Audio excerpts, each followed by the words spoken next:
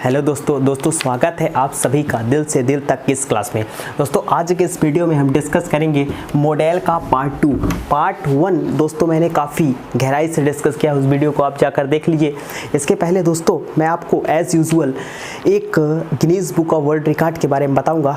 दोस्तों आज मैं बताने वाला हूँ विश्व की सबसे महंगी शादी के बारे में। दोस्तों विश्व की सबसे महंगी शादी जो है वो लक्ष्मी मित्तल जी की बेटी बनीशा मित्तल की हुई थी, जिस शादी में लगभग $60 मिलियन, यानी अगर मैं इसे रुपये में काउंट करूँ तो 300 से 400 करोड़ रुपए का खर्च आया था दोस्तों।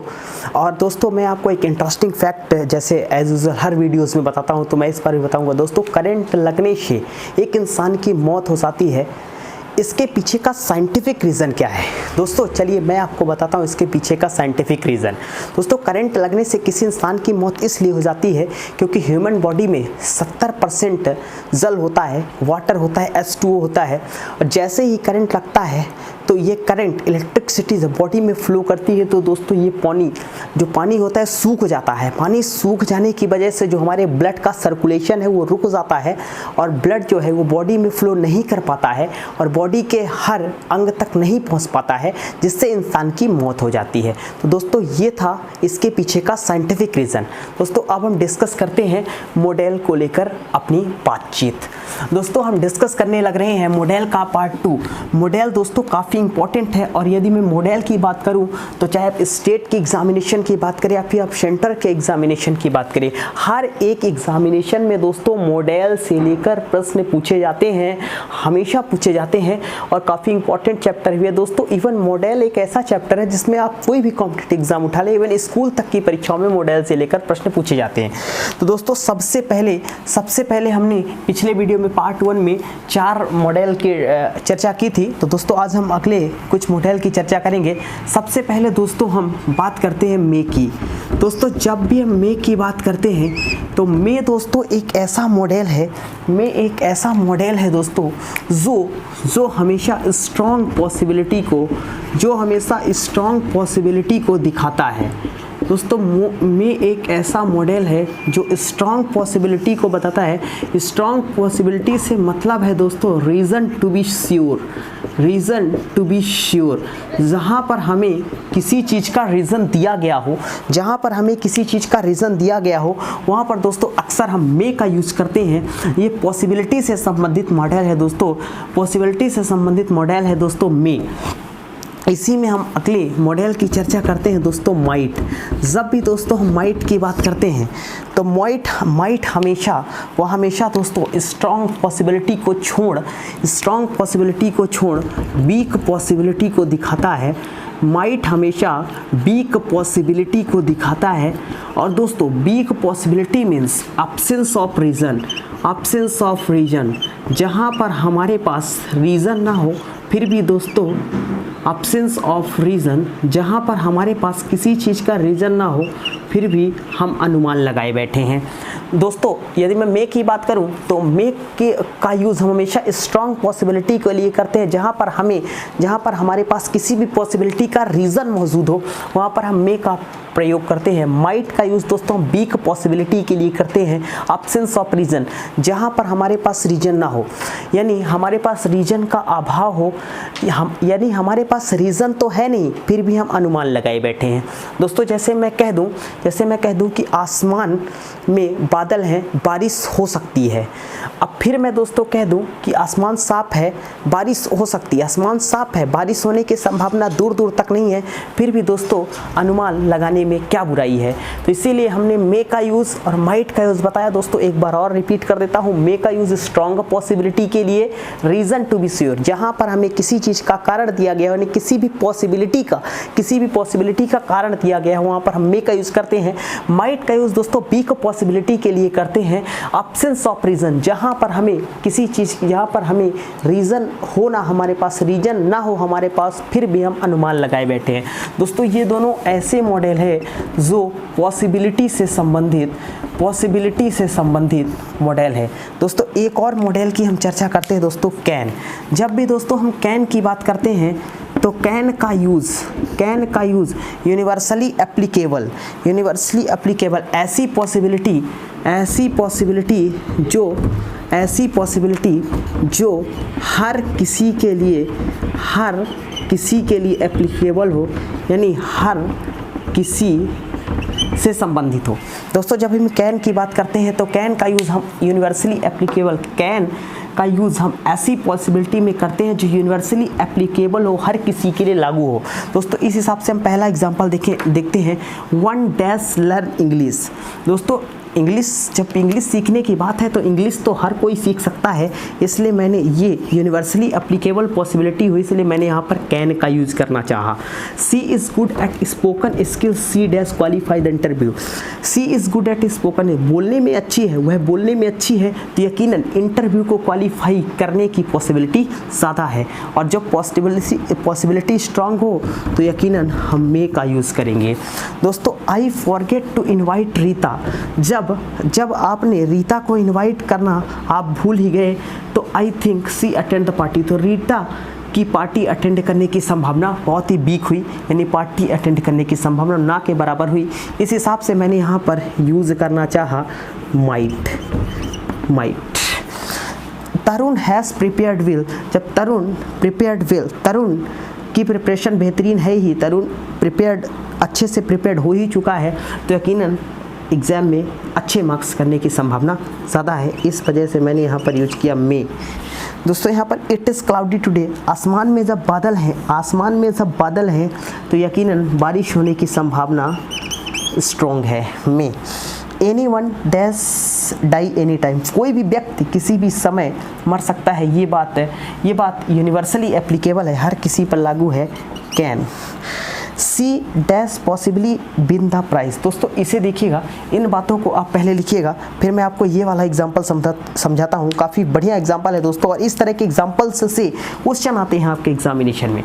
दोस्तों कैन का मैं आपको एक और यूज़ बता देता हूँ। कैन का यूज कई बार हम थ्योरेटिकल पॉसिबिलिटी के लिए भी दोस्तों हम कई बार कैन का यूज करते हैं।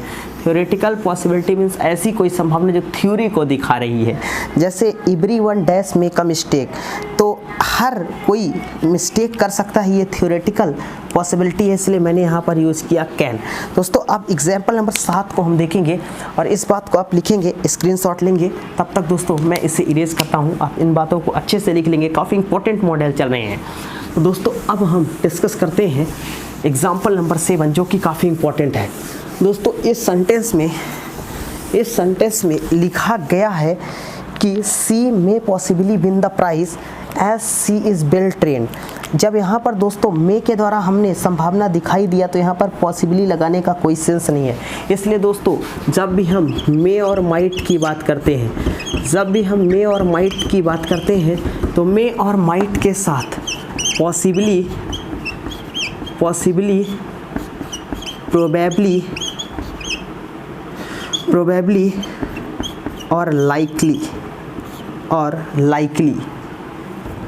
और लाइकली का यूज करना दोस्तों अपने आप में सुपर प्लस होता है।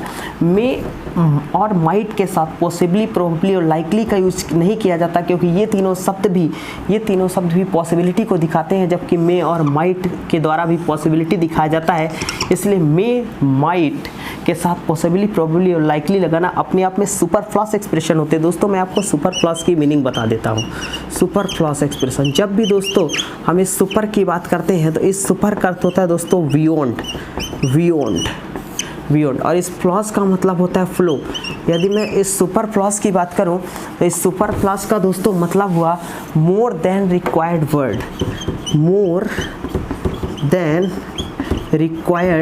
वर्ड, ज़रूरत से ज़्यादा शब्दों का यूज करना दोस्तों इंग्लिश में सुपर फ्लस कहलाता है, मोर देन रिक्वायर्ड वर्ड। दोस्तों मैं आपको कुछ सुपर फ्लस लिखा रहा हूँ, जिन सुपर फ्लस से लेकर एग्जामिनेशन में क्वेश्चंस आते हैं, तो दोस्तों ये सुपर फ्लस को आप अपनी कॉपी में नोट करेंगे, काफ़ी इंपॉर्टेंट चीज़ है ये सुपर फ्लस। दोस्तों कई बार हम यूज़ करते हैं एक शब्द पेपर में लिखा हमें मिल जाता है फाइनल कंक्लूज़न।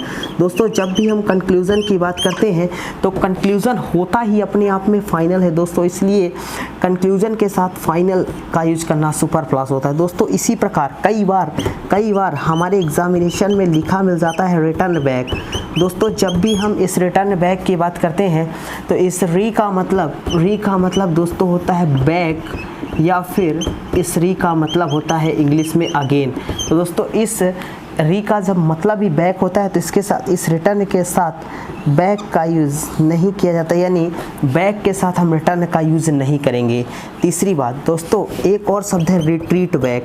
रिट्रीट बैक का भी उपयोग इंग्लिश में नहीं किया जाता, रिट्रीट बैक का उपयोग भी इंग्लिश में नहीं किया जाता।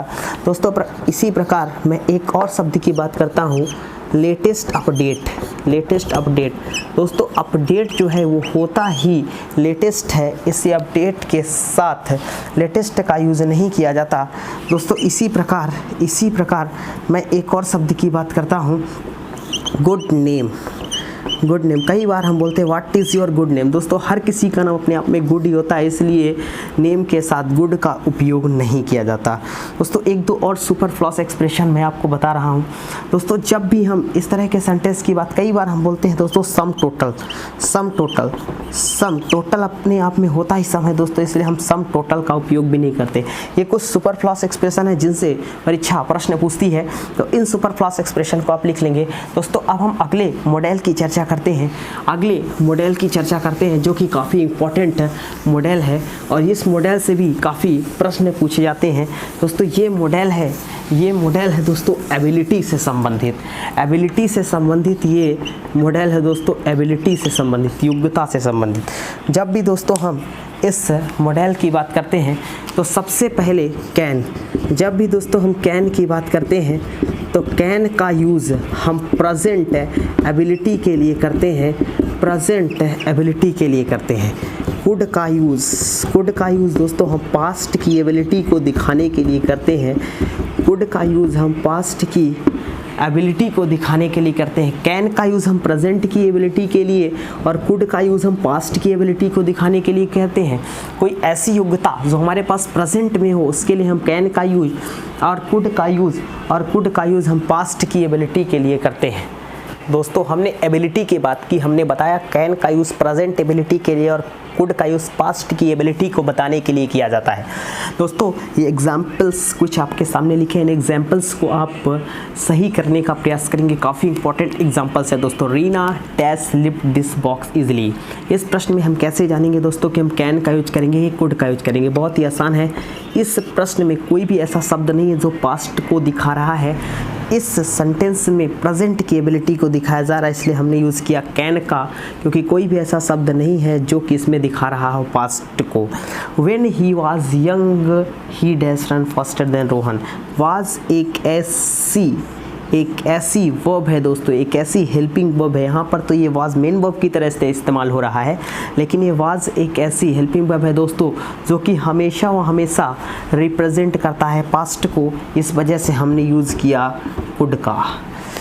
I dash speak 3 languages. फिर से दोस्तों यहाँ पर कोई भी ऐसा शब्द नहीं है जो पास्ट को दिखाए, इस वजह से हमने यूज़ किया कैन का। She can be able to solve all 3 questions quickly. दोस्तों यहाँ पर लिखा है कैन बी एबल टू। दोस्तों जब हमने कैन के द्वारा एबिलिटी को दिखा ही दिया है तो इस सेंटेंस में बी एबल टू को मेंशन करने की कोई ज़रूरत नहीं है।